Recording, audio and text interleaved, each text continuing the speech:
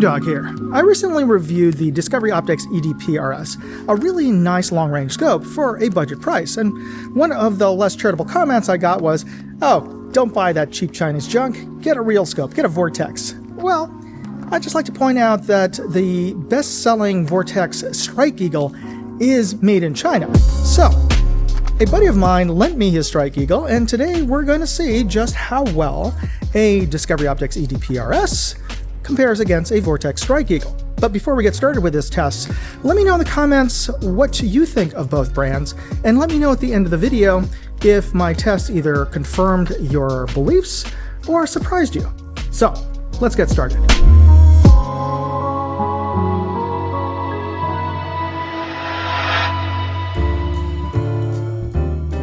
Let's start by comparing what you get in the box with each of the scopes. The Vortex comes with a few extra accessories like a sunshade and throw lever. The ED-PRS comes with a lot more accessories than any other scope out there, including some surprisingly high quality scope rings.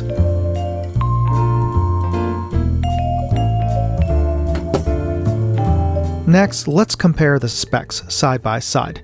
There are a lot that are identical. Both are 5 to 25 power, 56mm first focal plane scopes with illuminated Christmas tree reticles and 34mm tubes. But some notable differences are the Strike Eagle can focus 10 yards closer, the ED-PRS has more elevation adjustments, the Strike Eagle more windage adjustments, but the ED-PRS is 2 inches longer and almost a pound heavier.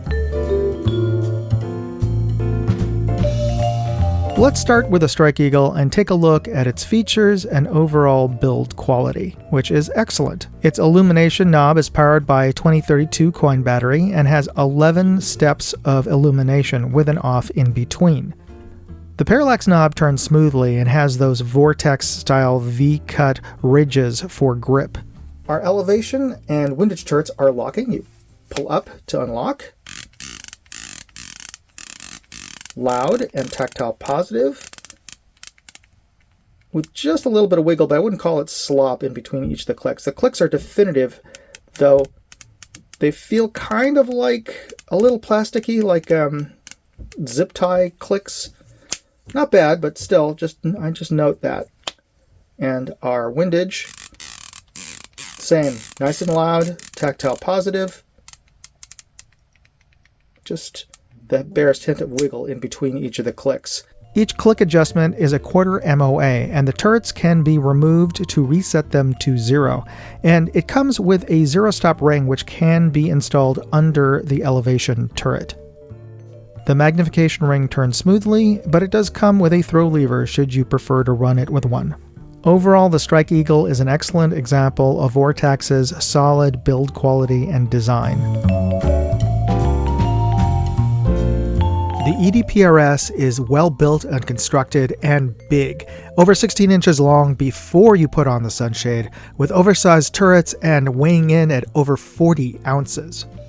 The illumination is powered by a 2032 coin battery with 6 levels of brightness and an off in between each index. The parallax focus, which shares the same turret as the illumination, is slightly enlarged, almost like a built-in focus wheel to help differentiate it, but also give you a little bit more leverage, because while it turns smoothly, it is a bit stiff. There are turrets, let's listen to those.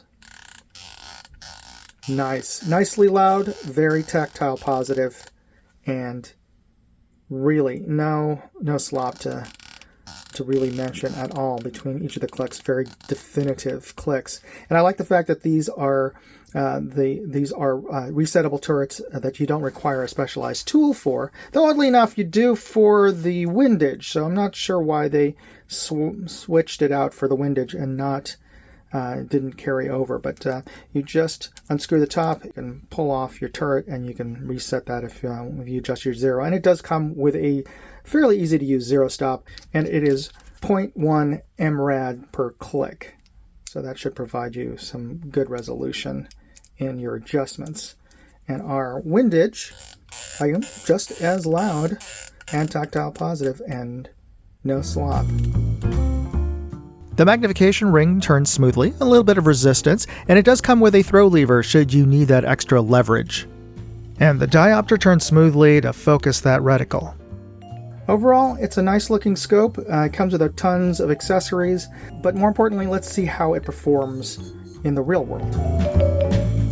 Before we get started with the test, I'd just like to take a quick break here to talk about this episode's sponsor, Aura. For the cost of just a VPN, I'm getting a whole suite of security services, including $1 million in identity theft insurance, and they're even removing me from those damn data broker listings. Use my link, aura.com/moondog, and you can try them for 14 days, free. And if you use that link, you're helping to support this channel. You know, identity fraud is a real thing, and with AI, it's all too easy to spoof your identity. That's why you should try out Aura. All right, let's get back to the tests. We're looking at the peak of Mount Davidson, approximately 1,400 yards away, through both scopes at their lowest power of 5 to get our best overall image through the glass. Both present accurate color rendition, are sharp from edge to edge. The Strike Eagle is ever so slightly brighter and has a slightly wider field of view. Now let's bring both scopes up to 12 power. It's mid-range of magnification that most people find useful. Both scopes are remarkably similar in sharpness and detail, though with the Strike Eagle I am seeing just a little bit of purple fringing in the tree line silhouetted against the sky. I brought both scopes up to their maximum 25 power, and the Strike Eagle is just a little bit brighter, but I'm seeing a little bit more detail with the ED-PRS. I can see the trail marker sign on the top of the hill in both scopes. That's about a 3-foot-ish sign on top of a pole, but with the Strike Eagle I'm seeing a little bit of purple fringing around that sign. I've taken both scopes to the gun range so that we can look at a reference target board 100 yards away. At their lowest power of 5, both scopes look remarkably similar. At this point, I'd have a hard time telling you which scope is which. I've taken both scopes up to their maximum magnification of 25 power, and I am seeing a little bit of softening around the outer edge of the ED-PRS, but I think that's the camera because I didn't notice that when I was looking through the scope. There's a little bit of chromatic aberration with the Strike Eagle. You can see a little bit of a purple fringe around the target board. With the ED-PRS, there's a little bit of a green or a yellow fringe. Now, in terms of sharpness and fine detail in the center of our image, we can easily see the reactive sticker target on the bottom left of the target board, but we can also see two .22 caliber holes below that reactive sticker target. And looking at the Air Force optical resolution chart on the bottom right, with both scopes, I can make out element 5 or 6 in group -1. So essentially a tie. I'd like to thank my buddy Darryl for lending me his Strike Eagle for me to test today. And I gotta say that, as you saw, well, there are differences between the two scopes, but far less than I would have expected. Let me know in the comments if, the test ended up the way you thought, but some of the notable differences are that the Strike Eagle has a slightly more forgiving eye box, but again, both of them are kind of tight, but I'd have to give it to the Strike Eagle for that. But in terms of optical quality, overall, they're pretty close. It's kind of like splitting hairs. The Strike Eagle has a slightly brighter overall image, a little bit more color accurate. It's a little bit warmer looking. The image is a little bit warmer on the ED-PRS. But in terms of chromatic aberration, I saw a little bit more purple fringe in the Strike Eagle. There's a little bit of green fringe in the ED-PRS, but a lot, noticeably less than the purple fringe in the Strike Eagle.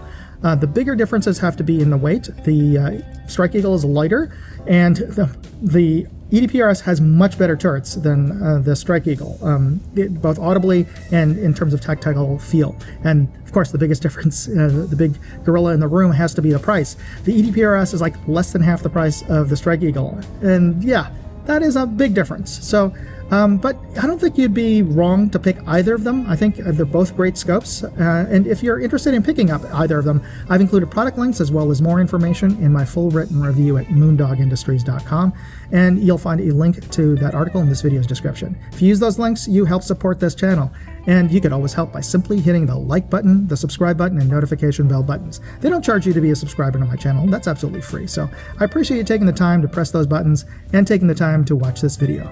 God bless. Moondog, out. Hey, I'd like to know what you thought of this video. Leave me a comment or chat with me on Facebook, Twitter, TikTok, MeWe, Instagram, or Locals. And if you want to see all of my videos, go to moondogindustries.com.